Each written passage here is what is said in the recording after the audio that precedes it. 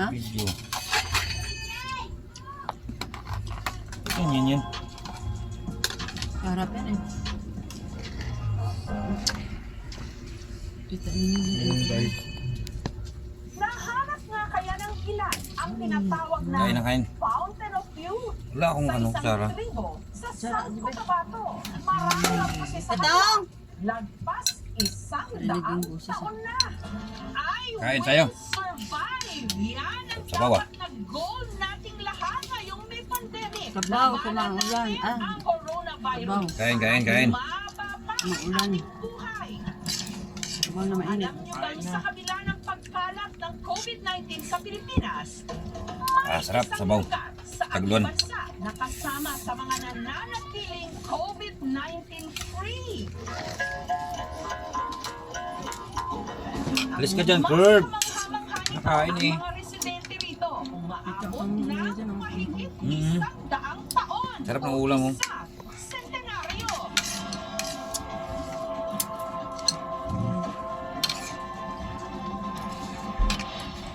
At ang isa raw sa mga sikreto ng pagkakaroon ng Ang maasim. malusog at mahabang buhay na mga sentenaryo rito.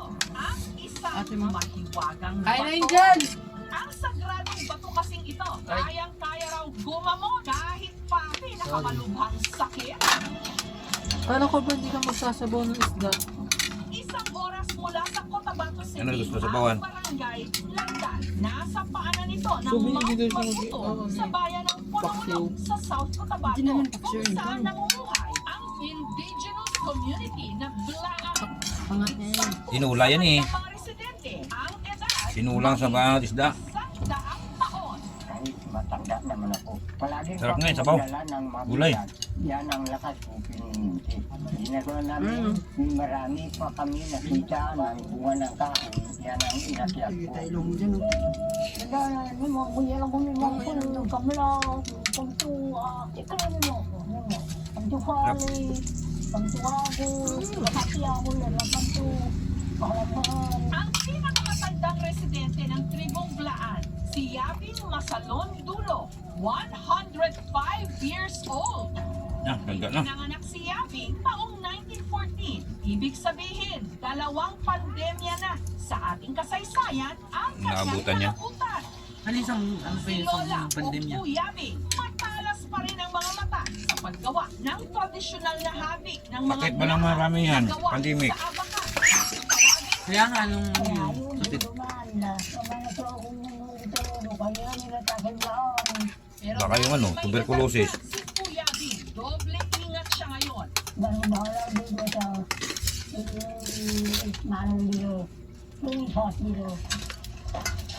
Pagtatanim at pangangaso ang pangunahing ikinabubuhay ng tribong Blaan at dahil malayo sila sa ospital, sa tuwing may nagkakasakit sa kanilang alam niyo. miyembro, nagdadasal at nagme-meditate sila sa Bato Peak na itinuturing nila ritong sagradong bato.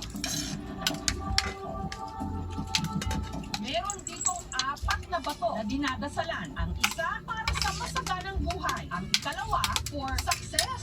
Ang ikatlo para sa pagpapatawad. At ang huli na nakaharap mismo sa Mount Matutom para sa mabuting kalusugan. Yung Bato Peak ito talaga po ang ritual ground namin, yung mga ninuno namin. Naniwala kami na talagang pampahaba ng buhay kung maibigay ng Bato Peak sa amin. Dahil nakita namin since time sa mga matatanda namin, walang mamamatay na medyo mababa ang edad. Tapos yung mga matanda na yun, lagi dito pumupunta sa Bato Peak, dito nag-ritual, dito nag-meditate. Talaga yun yung tuwin namin, kahit Sarap kayo talaga ang sabaw. maglalakad hanggang dito. Pero dahil sa COVID-19, Uy. ang Bato Peak isinara muna sa mga turista. Wala mo Sige, nang gusto papasok sa doon sa Wala na ba? order sa atin. Dapat natin sundin. It's amazing how something this Mama, small can make someone feel so special. Sabaw ng isda. It's your dish.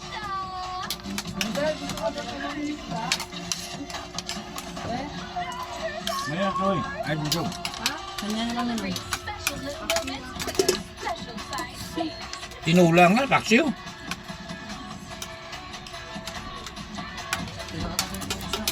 Red ribbon, 50 cake. Starts at $1.99. Kaya nakita paksiw may gulay itong. Gusto mo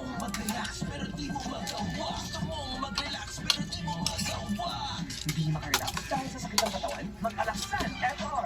May relief to relax formula laban sa sakit ng katawan. Pakapihin mo ulit bukas. Pag totoo ang relief, totoo ang relax. Dahil Biyad Marie. Biyad Marie. alagang ulap yan. Mamaya na. Ang 103 years old na si Wapuki Juliana, kinalakhan na raw ang pagdarasal sa Batu Peak.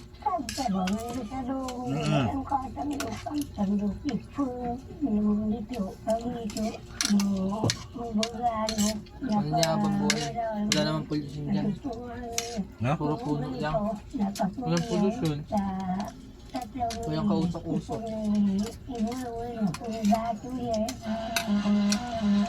Presko yung hangin. Kilala rin namin ang isa sa pinakamatandang mananambal sa lugar. Ang 102 years old na Puro si mga Boy nanggit ka sa Masalon edad eh. Julie. Gumagamit siya ng bunga ng isang wild na halaman na kung tawagin, koyas. Kahawig ng butil ng munggo.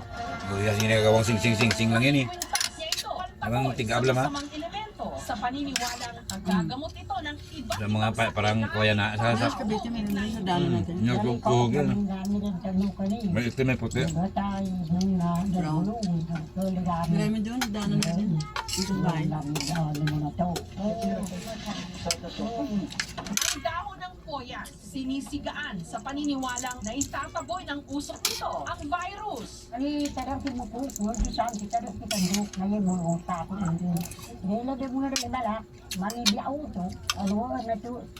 Siguro eh, hindi sila nadali ng pandemic eh. Meron din sila ritong 7 mga puno na itinuturing na banal. Kunin mo itong ano niya sir, itong balat. Ilan dito ang tinatawag nilang damay o anti-fever tree na Ay! may kakayahan daw magpagaling ng trangkaso kahit pa mga bukol-bukol sa katawan. Ang pag-inom at pagpakit sa pinakuluang katas ng dahon Away. ng balat nito, di umano ang nakapagpagaling sa bukol sa suso ni Rebecca. Yung ginagamot ko, wala na ako nagpa-check up at saka wala din ako nagpunta sa doktor. Yung sa awa ng Panginoon, nagaling na yung hanggang ngayon. Water tree, kung saan ang ugat pinagkukuhanan ng tubig na pampalakas daw ng resistensya.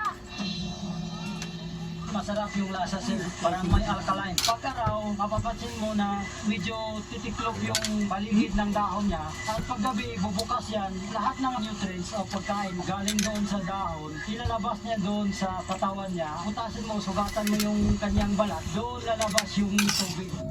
Taong 2018, nung unang nagpunta sa komunidad ng indigenous community na Blaan, ang dating Department of Health Secretary na si Dr. Jaime Galvez-Tan. Dito, nakita niya ang kasalatan ng pamumuhay ng tribo. Sa tulong ng ilang NGO o non-government organizations, nagpatayo sina Dr. Galvez-Tan ng Wellness Tribal Village para sa indigenous community na Blaan. Pero para kay Dr. Galvez-Tan, ang sikreto raw ng mahabang buhay ng mga tribo nasa paraan ng kanilang pamumuhay o lifestyle. Meron silang tatlong secret. Kinakain lang namin yung tumutubo sa aming kapaligiran. Pirang-pira sila kumain ng karne. Halos araw-araw, umaga, tanghali, gabi, at yung mga gulay. Pangalawa, sabi nga, Hindi sila kumakain ng mga araw-araw processed food. naglalaka. Pangatlo, talagang daw, manalig sa Panginoon. Pero kung ang mga katutubo ang tatanungin, ang tunay nilang sikreto sa mahabang buhay, May nilin mo, sigandong nilin mo, ipakawalan ba na ang pabili nilin mo, tatawalawi lang, kumanigwa tao, pagdoon, Ay! nilin mo, bayawan. Huwag mo bigyan mo, ikaaway sila. Saan mo ganyan?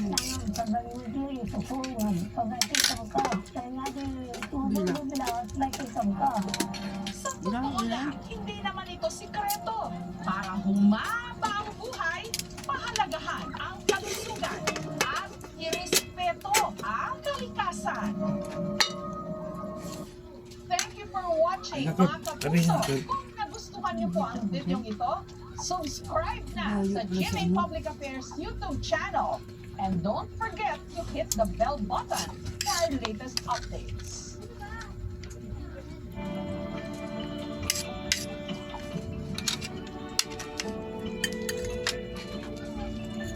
Kunin mo kainin mo ba ito? Isda?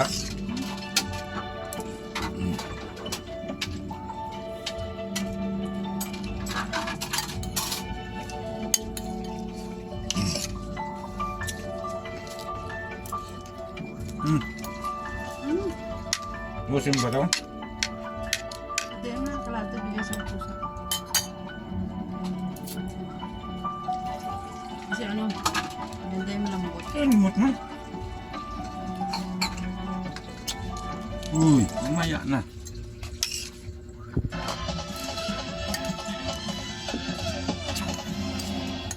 Dati-dati, pinagbubulungan lang sila. Nagtatago. Hindi kasi legal wife, kundi the other woman. Hindi katulad ngayon, sila na ang paboritong paksa sa mga pelikula at telebisyon. Kabit-kabit. Medyo madami ka ba? Feel that Sa bullshit niya yung Ito mga ang kalabas mga niya. katagang binitawan ni Bumusit ko Erlinda lang, at sir. Warren sa isa't isa Dami ng kape. noong ikinasal sila taong 1978. Kabit-kabit na lang. Pero makalipas ang mahigit 3 dekada, si Erlinda halos Ano? mamatay sa galit. Nadiskubre raw niya kasi na kanyang mister Ah. may karelasyong Ito iba. na naman. Kung kailan pa, senior citizen na sila. Nasa Japan daw noon si Erlinda nung nagsimulang makipag-text ang kanyang mister sa 42 anyos nitong Ito other na, woman. idol. Pawisan eh.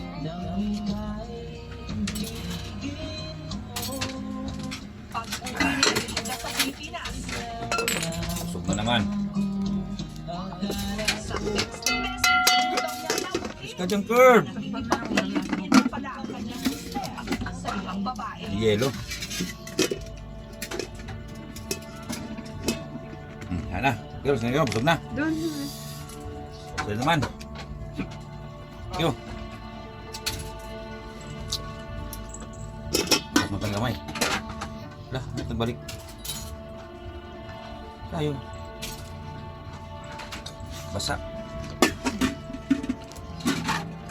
nakita ko sa bahay. Ayaw. Ito yung babae. Tihaya eh. Puro galit yan. Nakashoot Bakit ayaw? sa tablet. Ikaw ba tihaya dun sa amin? Bakit asawa mo ba yun? O sige nga. May patay mo, be. O, di ibig sabihin, ano na sila, nagsasama na sila. Ba, may basa lang. Iisa lang daw ang naiisip niyang dahilan kung bakit pumakla ang kanilang pagsasama.